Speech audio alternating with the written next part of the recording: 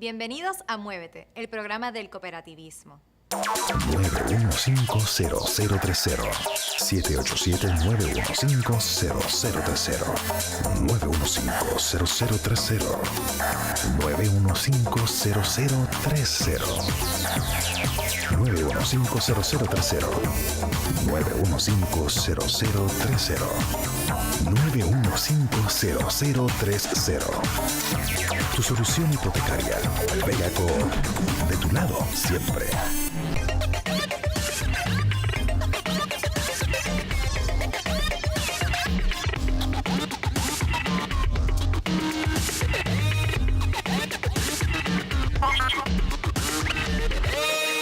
Presentado por Cuna Mutual Group, aliado del movimiento cooperativista. Les brindamos el bienestar financiero que ustedes y sus socios necesitan.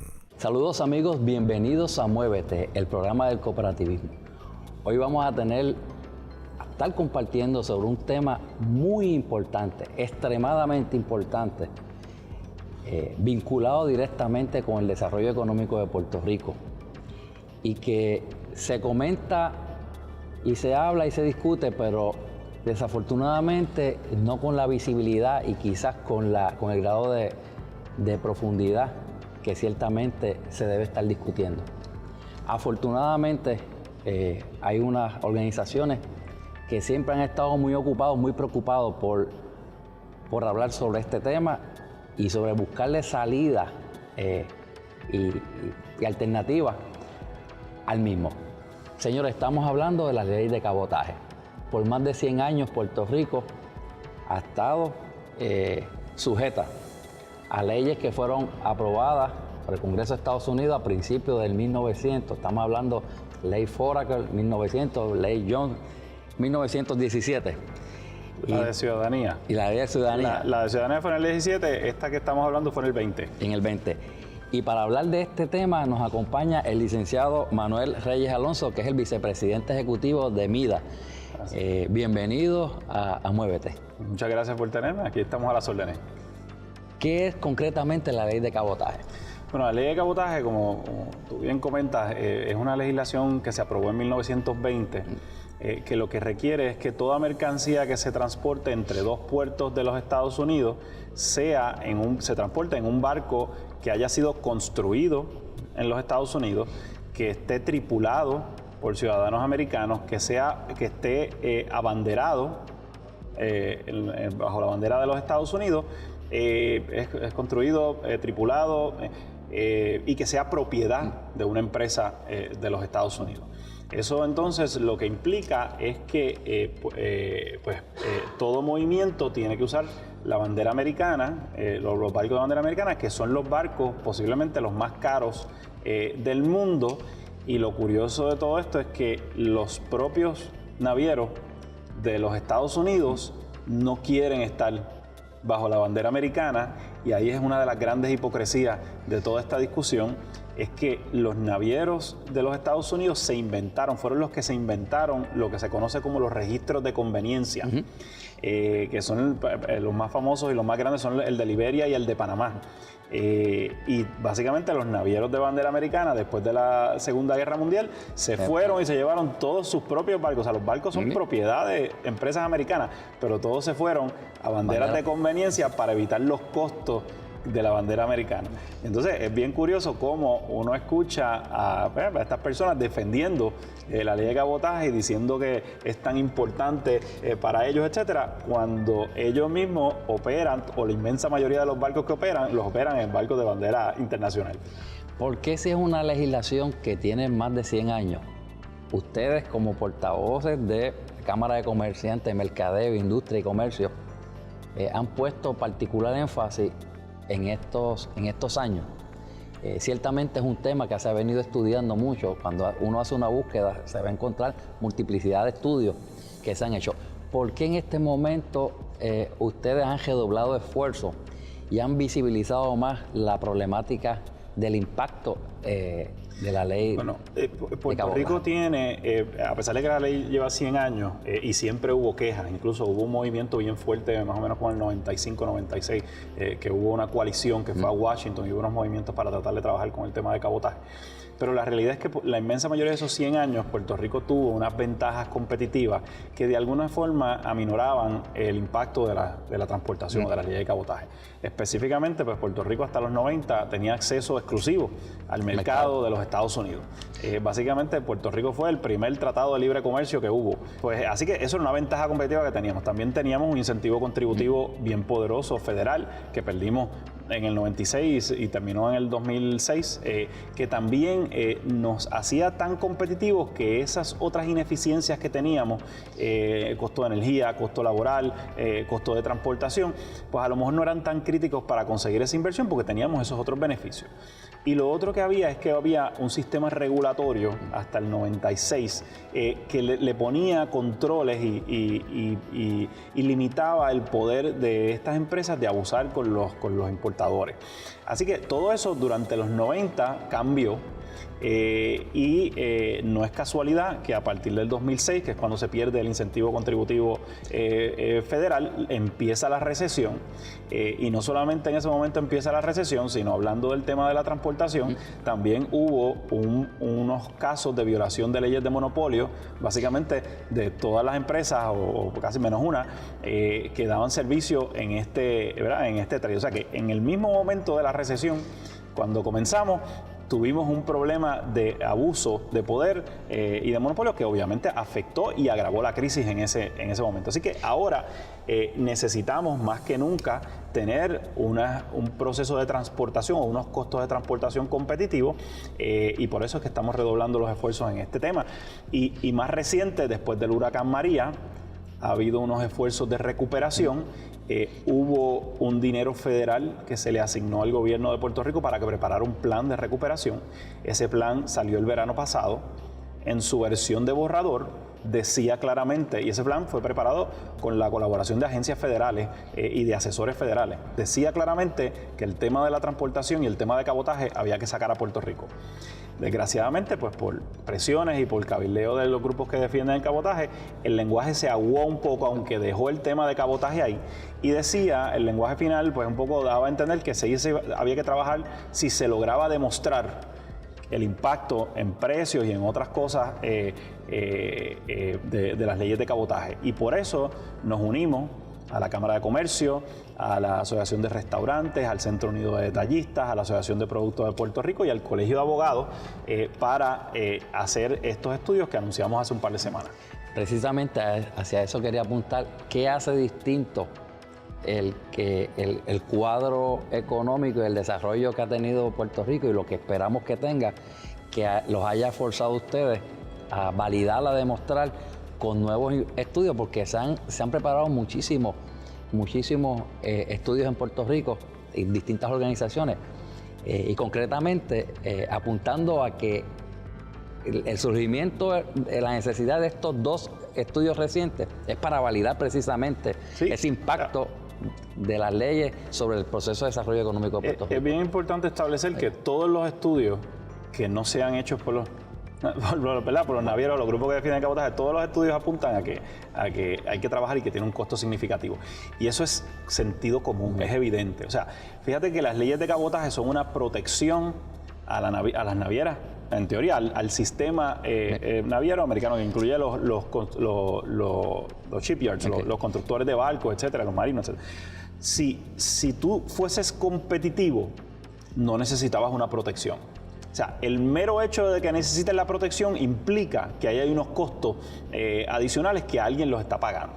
Así que la pregunta es, o debe ser, ¿cuánto es ese costo y quién lo paga? Porque en esta discusión, algunas cosas que hemos planteado es, mira, si hiciese falta, si alguien puede defender, pensamos que no es defendible, pero vamos, si alguien aún así, después de mirar los datos, determina, ok, tenemos que proteger a los 7 astilleros que quedan de construcción de barcos, pues chévere, pues ¿por qué no se le asigna un subsidio directo a eso y no algo indirecto que terminamos pagando en una desproporción enorme los puertorriqueños, que somos la jurisdicción más pobre dentro de este esquema? Y esas son cosas que estamos llevando y estamos planteando. Es correcto señalar que anualmente podríamos nosotros estar distribuyendo esas ineficiencias que es el equivalente a tener una contribución adicional a cada familia puertorriqueña sobre $1,000 millones. Eso es así. Nosotros hicimos 2 estudios, fueron los más recientes. Uno de ellos fue una encuesta, una encuesta a 32 empresas, la mayoría grandes importadores, que importaron en un periodo de 9 meses 40,000 furgones y ofrecieron la data. Y de esa data surge que el costo de traer furgones de los Estados Unidos comparado con internacional es 2,5 veces más caro. Un furgón traer los Estados Unidos en promedio, ¿verdad? Con todos los caveats que hay que hacer, cuesta un poco más de $3,000 versus internacional, que cuesta alrededor de $1,200. O sea, es una diferencia tremenda, una diferencia grande. Eso nos afecta no solamente en el costo, es a donde tú me comentas, de lo que importamos, es que también nos afecta en lo que producimos. Porque Puerto Rico no solamente importa lo que consume, lo que produce necesita materia prima que no tenemos aquí, hay que importar. Así que cogemos un golpe doble.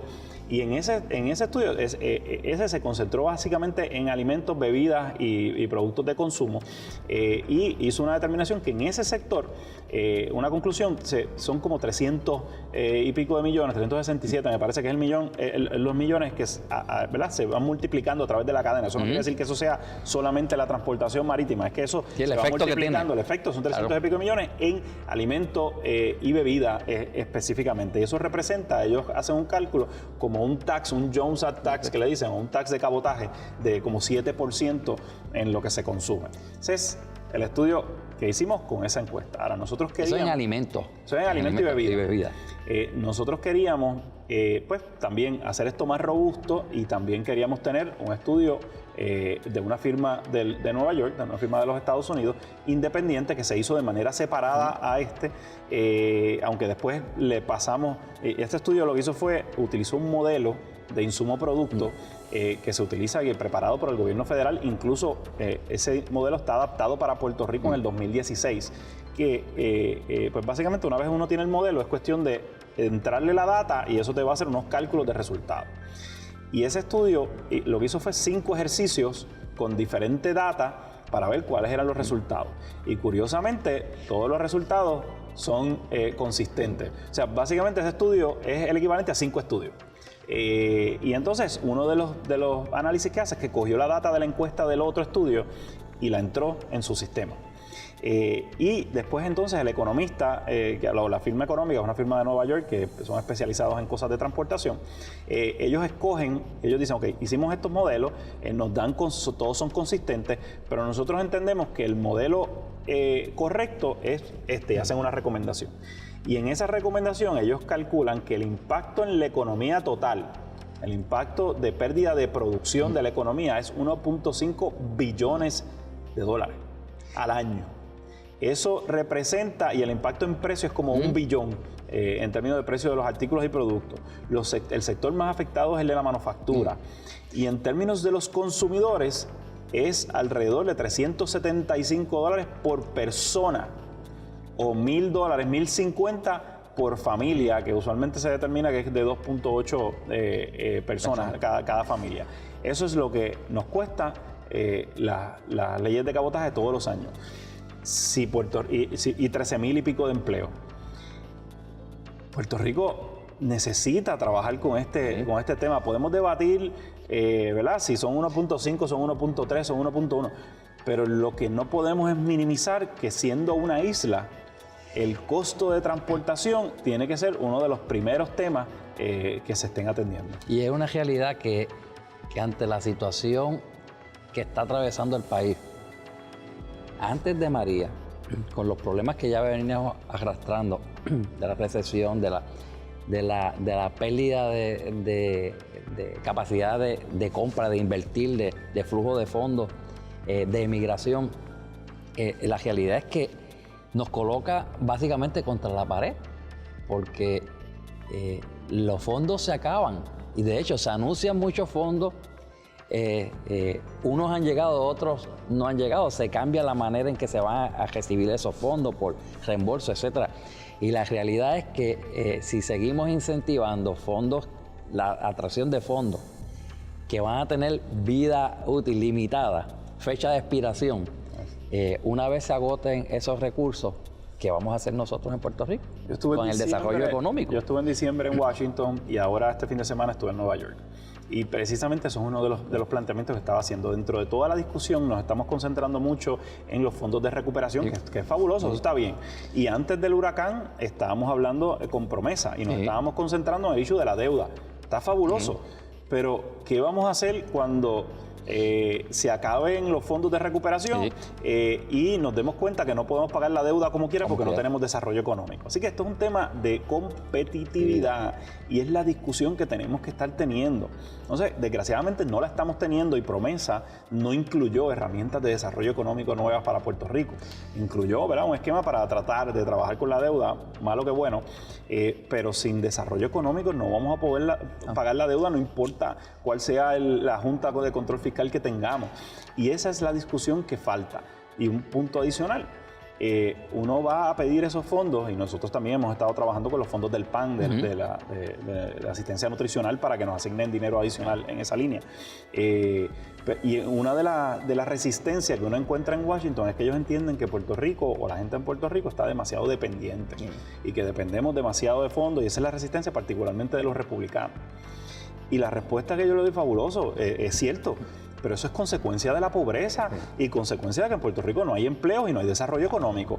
Danos las herramientas de desarrollo económico. Nosotros no queremos estar dependiendo, queremos que nos den las herramientas para poder, pero si nos ponen leyes de cabotaje, si nos ponen regulación ambiental federal, si nos ponen regulación laboral federal, si nos ponen regulación contributiva, si nos ponen limitaciones en aduana, si nos ponen... y no nos dan algo, pues Puerto Rico no va a poder competir con su entorno. Ciertamente el poder que tiene $1 en las manos de producción, de capacidad de generar empleo, al final de la cadena, el efecto es extraordinario. El dinero que se coloca en una sociedad que, no quiero usar la palabra... es una sociedad de subsidio que necesita acompañamiento, que ciertamente las condiciones actuales del país necesitan ese acompañamiento, necesitan que los fondos del PAN, asistencia nutricional, estén garantizados. Pues tenemos muchas personas vulnerables, personas de la tercera edad. Hay un problema social enorme en Puerto Rico, pero ciertamente necesitamos también más capacidad de que se asignen recursos al área de creación de empleo, de generar... porque al final del día, el dólar que se invierta creando empleo tiene un potencial y un poder extraordinario que le conviene también al Congreso, porque en un momento dado, pues también es menos lo que se va a necesitar en ese acompañamiento de una economía de subsidio. Claro, como tú bien dices, o sea, y traes un punto bien interesante, que es que no es solamente Puerto Rico, es el más que se afecta con esto. Pero no es solamente Puerto Rico. Mira lo interesante, y uno de los estudios lo analiza, por cierto, que los estudios los pueden bajar en la página finalcabotagepr.com. Y ahí están los estudios y hay otra información. Pues uno de los estudios analiza que nosotros, nuestro principal socio comercial es Estados Unidos por razones obvias. Nosotros sí podemos traer barcos internacionales, pero la mayoría de lo que traemos, sobre todo en el área de contenedores, es de los Estados Unidos. Ahora, ¿qué pasa? En el área de a granel, de productos a granel, estamos trayendo mucho de fuera de los Estados Unidos, pero es que ahí eso es otro golpe, porque lo deberíamos estar trayendo de Estados Unidos donde es más barato, pero no lo podemos traer por las leyes de cabotaje. Y le doy ejemplos. La gasolina en Puerto Rico se trae de Europa y de África, cuando Estados Unidos podía perfectamente traer y vendernos más económica la gasolina, pero los barcos son demasiado caros o son más caros y le sale mejor a un importador traerlo de Europa con el costo adicional de días, de tiempo, de tener ese barco alquilado para poder traer la mercancía, que traerlo de Estados Unidos por el cabotaje. Y el mejor ejemplo, que es el más reciente que se está discutiendo ahora, es el del gas natural. Estados Unidos es un exportador de gas natural. Ahora mismo es el primero posiblemente del mundo. A unos precios no tiene barcos. Pero lo que llora ante los ojos de Dios es que estos señores se oponen hasta en eso. hasta algo donde no les va a doler en nada porque no hay ningún naviero que se pueda afectar, porque no hay ningún barco que pueda dar el servicio, hasta eso se oponen porque le temen a que precisamente todas esas cosas hagan evidente el problema de las leyes de cabotaje y demuestren que son un impacto negativo para Puerto Rico. San Tomás y Santa Cruz, esas jurisdicciones tienen un tratamiento distinto respecto a las leyes de cabotaje. Totalmente exento. Puerto Rico es el único territorio donde le aplican las leyes de cabotaje completas. Todos los demás territorios están exentos. Nosotros nos están tratando como Hawái y Alaska, que serían las otras jurisdicciones. Alaska tiene 700,000 personas versus 3 millones y pico en el caso de Puerto Rico, y además tiene transportación terrestre disponible, ¿verdad? No es que sea fácil, pero la tiene en caso de necesidad.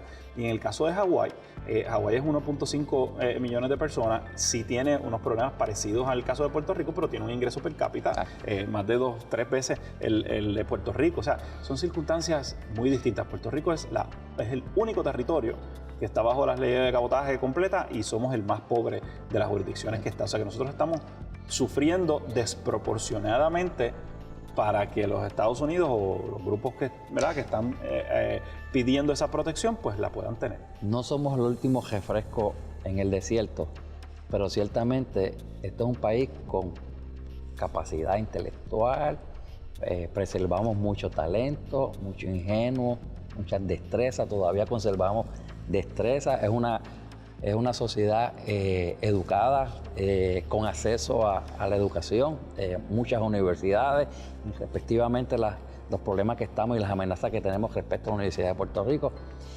Y podemos hacer todavía afincar esa relación, como la quieran llamar, con los Estados Unidos, porque Estados Unidos mantiene relaciones con todos los países y tenemos una economía al lado de nosotros, creciendo a doble dígito desde hace mucho tiempo, que es República Dominicana. Que ya tiene, cuando nosotros estamos pensando y poniéndonos de acuerdo sobre el puerto de transbordo, ¿no? Ellos han hecho 2. Ya ellos han hecho 2 y nosotros tenemos todavía una inversión allí sobre 400, 500 millones yo no quisiera pensar que la vamos a tener que vender en hierro porque no le estamos sacando beneficio realmente alguno. ¿Y qué nosotros podemos hacer?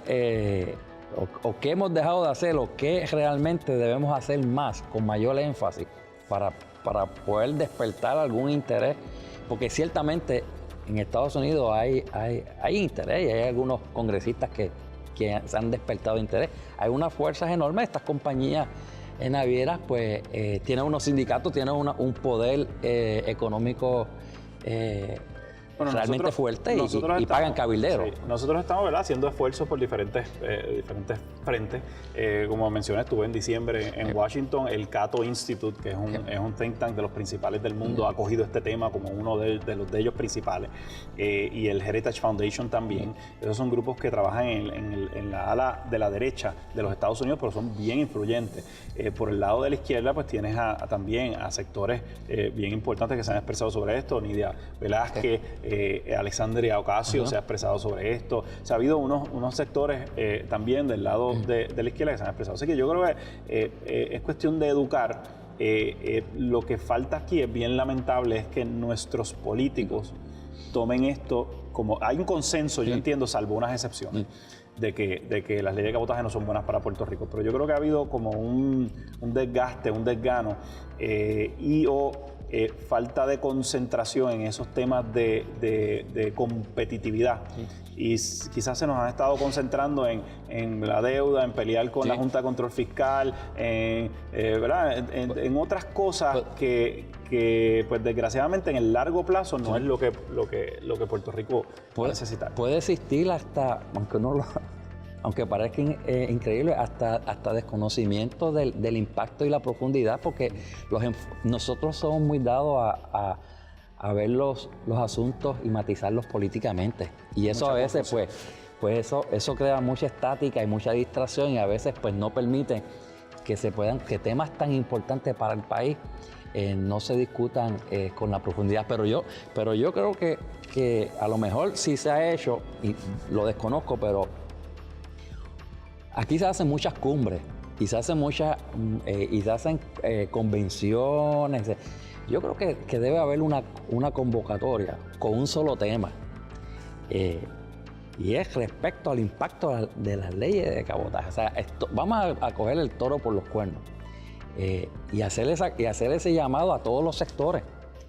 Y allí estarán los que realmente están interesados por el futuro, por el presente y el futuro de Puerto Rico, con las consecuencias e implicaciones que eso tiene. La empresa privada está clara, está haciendo el trabajo, pero los distintos sectores políticos tienen que también pronunciarse, no como promesa, es pronunciarse en vías a un frente común. Es el llamado a un frente común. Lo triste es que lo ha habido. Yo te mencionaba ese esfuerzo en los 90 y atendiendo el tema político, porque quizás en el tema político lo más delicado es que pueda haber gente que piense que de alguna forma esto es antiestadista. Y quiero atender ese punto en particular. Y lo pueden encontrar en la página que mencioné. En los 90, en ese esfuerzo, la legislatura controlada por el PNP aprobó una resolución conjunta de Cámara y Senado. Yo creo que era la 37, pero está en la página que les mencioné. Presidiendo la Cámara, Cucuza Hernández, Bobby Resach, el Senado, pidiendo que se derogara las leyes de cabotaje o sacara a Puerto Rico de las leyes de cabotaje. Pedro Rosselló padre, Luis Fortuño se ha expresado claramente, Johnny Méndez se ha expresado, el año pasado como que titubeó un poquito, pero se ha expresado claramente en contra de la ley de cabotaje en el pasado. Charlie Rodríguez, cuando era precandidato a comisionado residente, no era la primaria, pero se ha expresado del Partido Demócrata en Puerto Rico. O sea, así que, y obviamente no se puede argumentar que de alguna forma esto tiene que ser algo estadista, porque tienes sectores importantes en los Estados Unidos que están en contra de la ley de cabotaje. ¿Qué más americano que John McCain? Y John McCain fue un líder en contra de la ley de cabotaje. Acaba de erradicar un republicano también de derecha, Mike Lee, radicó un proyecto la semana pasada pidiendo la derogación de la ley de cabotaje.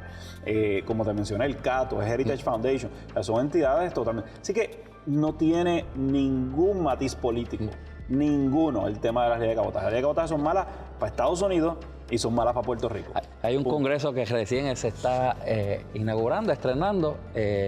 Yo me atrevo a provocarle de que nuevamente lo mucho no es suficiente y que realmente hagan nuevamente esa convocatoria y comprometan a todos los sectores del país y los vamos a acompañar. Esto es un asunto del país, esto es un asunto de nuestras familias, del presente y el futuro de nuestro país y tenemos que atenderlo. Licenciado, el tiempo se nos agota, pero todo lo que sea por el bien del país, esta es una ventana de oportunidad, es una plataforma que está al servicio de su organización y suyo cuantas veces usted lo necesite. Muchas gracias. Aquí estaremos y vamos a ver si logramos la convocatoria. Claro que sí. Gracias por acompañarnos en este programa. A ustedes, amigos, nos estaremos dando cita en la próxima edición de Muévete, el programa del cooperativismo. Hasta luego. Presentado por Cuna Mutual Group, aliado del movimiento cooperativista. Les brindamos el bienestar financiero que ustedes y sus socios necesitan.